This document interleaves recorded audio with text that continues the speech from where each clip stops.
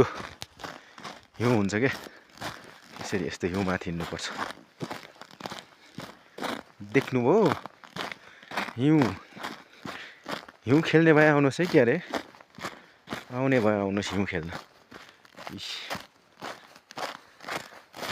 ओइ मा बाका झर्नै लड्यो, खुस्किएर त सिद्धिन्थ्यो त है, यस्तो भिड छ यार। यो खुस्किएको भए त गयो उतल डिलमुनि। हेट चिप्ले सिध्यो नि यहाँ त।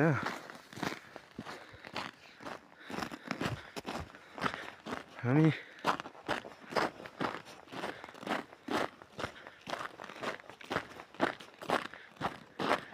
डिलमुनि पुग्थ्यौँ है केटा।